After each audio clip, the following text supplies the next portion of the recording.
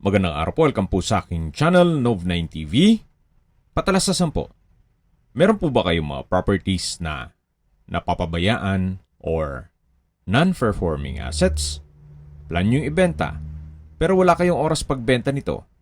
Kung ito'y pagkakatiwala nyo po sa amin, tawag lang po kayo sa aking numero, usap po tayo, gawan ko po ng video for free.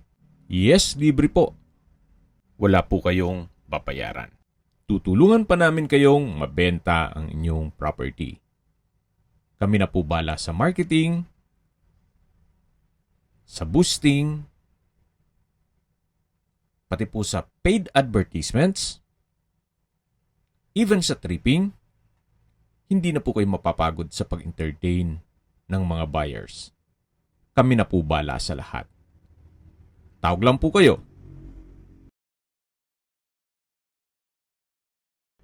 Nandito po tayo ngayon sa isang exclusive subdivision na malapit po sa Tagaytay. Ito pong bagong video presentation natin ay isang house and lot na may lot area na 489 square meters at corner lot po ito.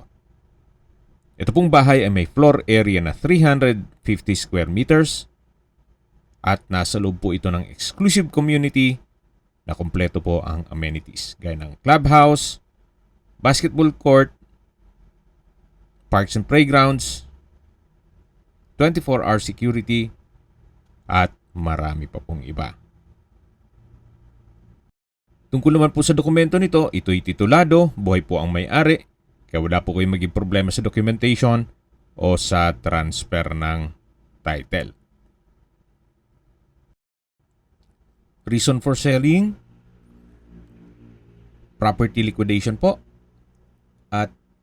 At sa Quezon City po sila nakatira, pumupunta lang po sila dito para bisitahin ang bahay. Yan po yung garahe. Nakakasya po ang dalawang SUV.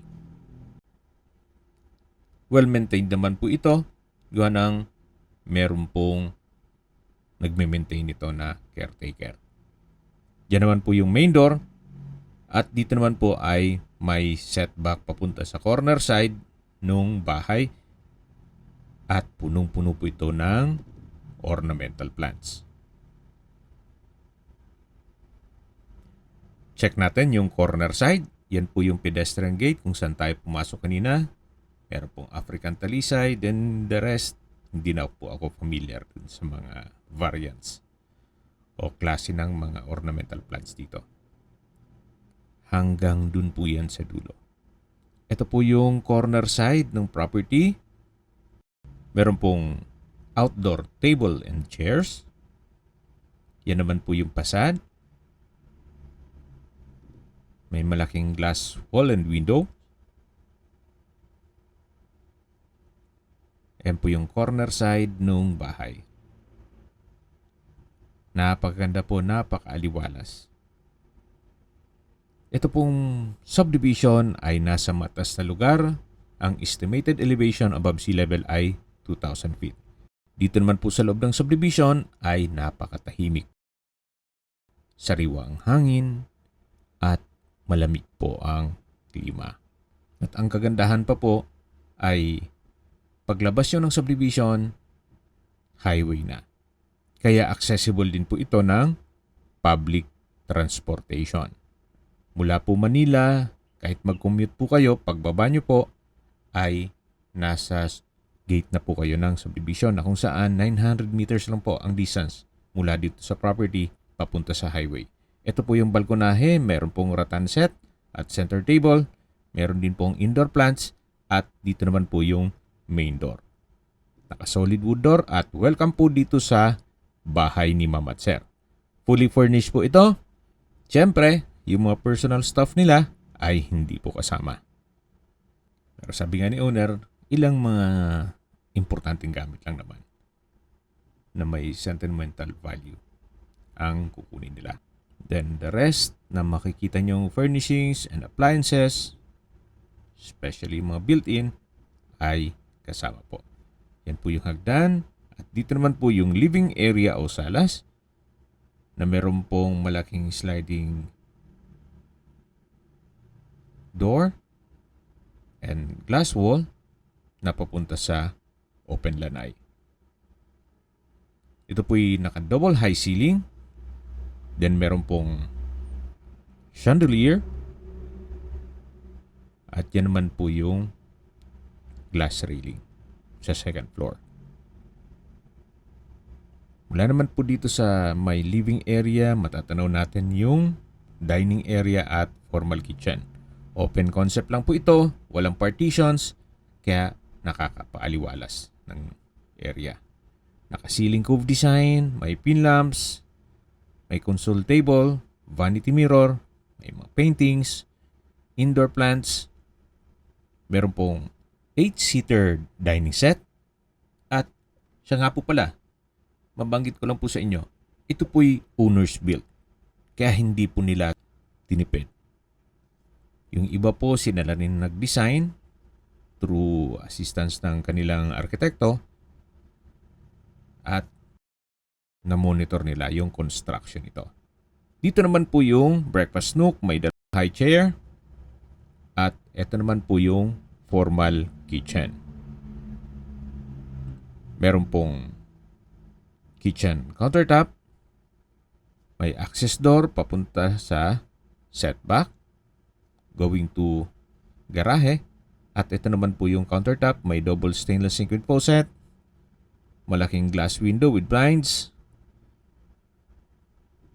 built-in oven, gas range, range hood, wall-mounted kitchen cabinet, at storage ng kitchen utensils. Ito naman po yung common toilet and bath. May hand wash basin, water closet, with bidet, bathroom window, shower enclosure, overhead shower, at tiled bathroom wall. Ito po yung common toilet and bath. At labas po tayo. Yan po ulit yung formal kitchen. Meron din po palang refrigerator. Kasama na rin po yan. Meron din pong mga kitchen drawer and cabinet na naka soft close hinges. Ito naman po yung pantry. Meron po itong mga wooden shelves. At sa likod po niyan ay yung garahe na. Ito po yung tinutukoy ko na access door papunta dito sa service area. Laundry area na naka-polycarbonate roofing. At yan naman po yung access gate papunta naman sa garahe. Yan naman po yung access door na papunta naman sa stock room. Actually, pwede po yung i-convert ng maid's room. Yan po yung service area, yan po yung gate papunta sa garahe, at ito naman po yung pabalik sa loob ng bahay at formal kitchen. May kitchen countertop, may gas range, oven, range hood, refrigerator, may microwave. Dito naman po yung pantry at common toilet and bath. Ito naman po yung breakfast nook, may high chair, at dito naman po yung dining area na may 8-seater dining set. Meron din pong chandelier, naka-ceiling cove design, at dito naman po yung covered lanai. May mga indoor plants at rattan set. May wall-mounted display rack. At ito naman po'y hanggang dito sa kabilang side. Meron din pong security grill sa taas. Yan po yung kitchen window. Dito naman po sa dulo ay meron din pong steel gate. At pati po sa taas ay may security grill. Pag lumabas po tayo dito, ito naman yung papunta dun sa may outdoor na table and chairs. at punong-puno po ng ornamental plants na malapit po sa corner area. Yan po ulit yung covered lanai. At babalik na po tayo dito sa loob. Meron pong sliding glass window. At dito po yung dining area, yung formal kitchen, sa dulo yung main door, at dito naman po yung living area o salas na papunta sa covered lanai. Meron din pong sofa set, center table, at rocking chair. Yan po yung hagdan. Mamaya po akyat tayo dyan. Check po muna natin itong entertainment room, music room. Pwede rin pong gawing office o di kaya'y guest room. Depende po sa inyo kung anong magiging use nito pag once na ma-acquire nyo. May split type aircon, may sofa set. Meron po mga collection si owner na kung saan hindi po kasama yan. At balik po ulit tayo dito sa may foyer o silid tanggapan. Yan po yung main door. Matanaw natin yung dining at kitchen, yung living area, at dito naman po ay meron pong understairs stock room. Malaki naman po ang espasyo niya. Then may metal shelves. May mga abubot kayo, pwede pong ilagay dyan. Balik ulit tayo dito sa may hagdan. At aakyat na po tayo. Ito pong hagdan ay naka-wooden staircase, wooden handrail, at glass railing. Samahan niyo po ako. Akyat po tayo. Dito po sa staircase wall ay maayos naman ang pintura. Meron ding indoor plants. Then may painting. At nandito na po tayo sa second floor. Ito po yung family area. May sofa set na rin po dito. Naka-ceiling cove design. May malaking glass window na nag-serve as natural sunlight. Ganun din po dito sa open below. May glass wall. Yan po yung living area o salas. Yan po yung chandelier. At ito po ulit yung family area. Yan po yung mga kwarto. At check po muna natin itong first bedroom. May sariling toilet and bath. At malaki po ang espasyo nito. Naka-ceiling cove design, may bed frame and mattress, bedside table, lampshade, may customized glass window na nag-serve as natural sunlight, may wardrobe, from floor to ceiling po yan, at wooden design ng tile flooring.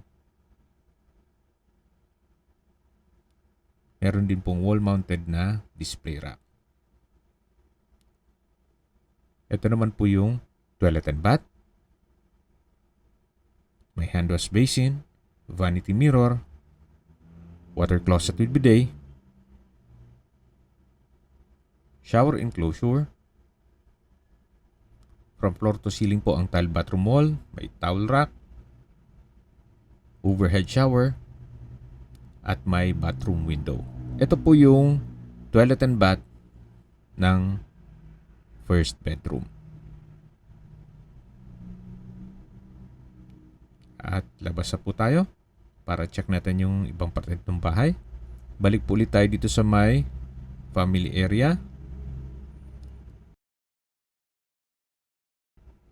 At yan naman po yung ibang kwarto. Mamaya po check natin yan. Meron din pong console table. At check po muna natin itong pangalawang kwarto. Sa spasyo, sakto lang. Hindi naman siya ganun kaliit at hindi naman ganun kalaki. Meron din pong customized glass window, may split type aircon, bed frame and mattress, bedside table with lampshade. Then from floor to ceiling po ang wardrobe at wooden design ng tile flooring. Meron din pong customized glass window na nag-serve sa as natural sunlight. Labas na tayo dito. Ito naman po yung toilet and bath. Halos same design ng mga doors. May vanity mirror, hand wash basin, water closet with bidet. Then meron din pong shower enclosure. May wall-mounted towel rack, overhead shower, tile bathroom wall, at may bathroom window. Ito po yung common toilet and bath. At ito naman po yung family area. Lipat naman po tayo dito sa may third bedroom. Sa spasyo, sakto lang. Hindi naman siya ganun kaliit at hindi naman ganun kalaki. May split type aircon, bed frame and mattress, wall-mounted rack, may study table, meron pong wardrobe, at may malaking glass window. Malaking bagay po yung mga malaking glass window, customized glass windows, nakapaliwalas at nagkakaroon ng natural sunlight. Yan po ulit yung whole body mirror malapit sa common toilet and bath. At dito naman po yung fourth bedroom o pang-apat na kwarto. Check natin. Meron na rin po siyang bed frame and mattress, split type aircon, customized glass window with curtain, at meron din pong wardrobe. May bedside table with lampshade at may display cabinet. Kung sakali pong ma-acquire nito, ito po'y lilipatan na lang. At kumpleto na po ang mga kagamitan. Paglabas nyo po, ito po ulit yung family area na may glass wall and window. May sofa set, may TV. Then yan po yung master bedroom na naikutan natin kanina. At ito naman po yung hagdan. Mamaya na po tayo aakyat dyan. Papunta po yan sa third floor. Ito naman po yung balkonahe. Malaki naman ang spasyo. May rattan coffee table. Two-seater po yan. At yan po yung glass wall sa open below. Ito po yung sa may covered lanay na may security grill. At yan naman po yung hangout area. At yan po yung corner side ng property. Ito po yung balkonahe. At yan po yung glass wall dun sa may open below. Balik po ulit tayo dito sa loob. Yan po yung open below. At yung living area dun sa baba.